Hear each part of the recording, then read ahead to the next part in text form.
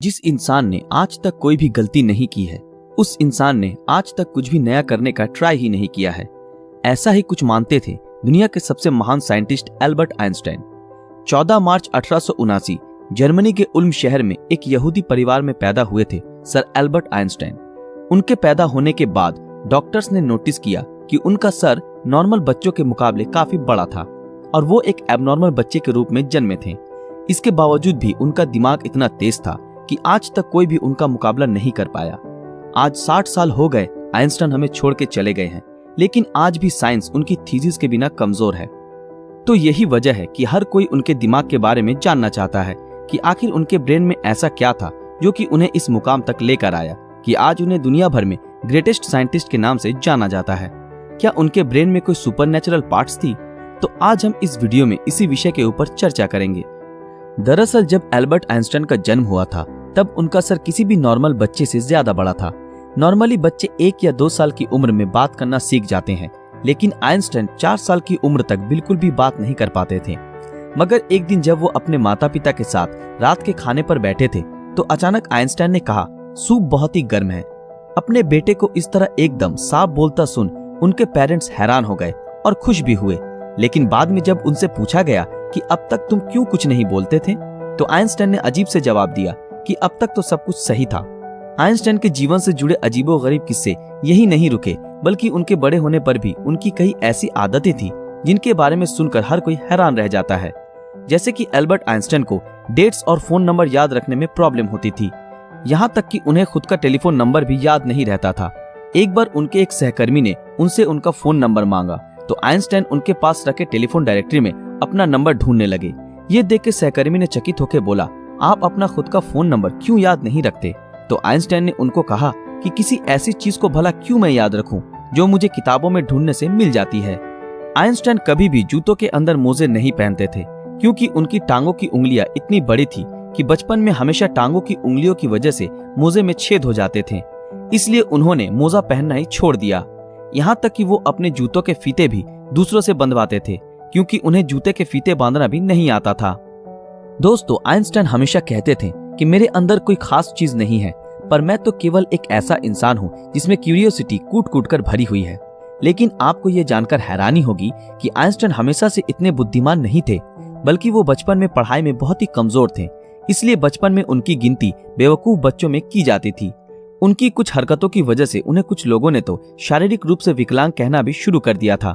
खास करके आइंस्टाइन के टीचर भी उन्हें पसंद नहीं करते थे, क्योंकि वो सिर्फ साइंस और मैथ के अलावा हर सब्जेक्ट्स में फेल होते थे और बचपन से ही आइंस्टाइन को किताबी ज्ञान में कोई रुचि नहीं थी।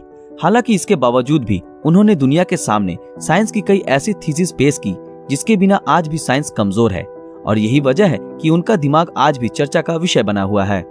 18 अप्रैल 1955 आइंस्टाइन की मृत्यु के बाद पैथोलॉजिस्ट डॉक्टर थॉमस हार्वे ने आइंस्टाइन के परिवार की अनुमति के बिना ही उनके दिमाग को रिसर्च के लिए निकाल लिया था और वो वहां से भाग गए। इस हरकत के लिए डॉक्टर हार्वे को नौकरी से निकाल दिया गया, लेकिन उन्होंने कहा कि ऐसा उन्होंने सिर्फ रिसर्च के लिए ही किया है और वो वादा करते हैं कि वो आइंस्टाइन के दिमाग पर रिसर्च जरूर करेंगे ताकि आने वाले समय में इससे साइंस और साइंटिस्ट दोनों को ही कुछ फायदा हो सके।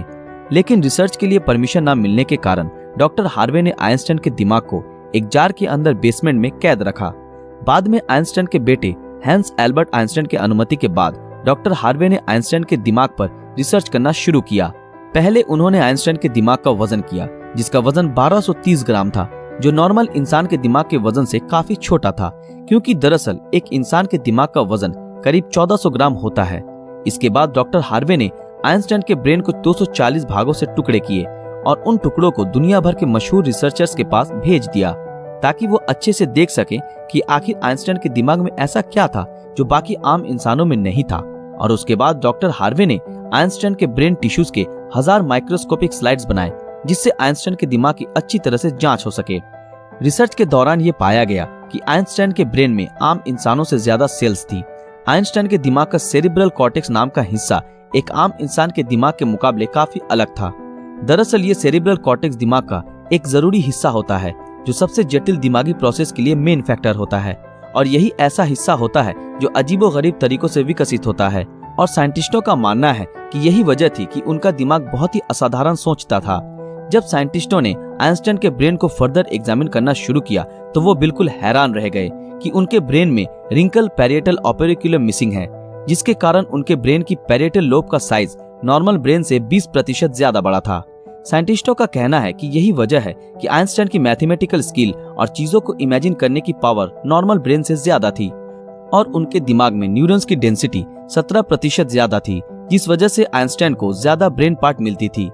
साइंटिस्ट के मुताबिक इसी वजह से आइंस्टाइन का कंसंट्रेशन और दूरदर्शिता औरों से कई ज्यादा था।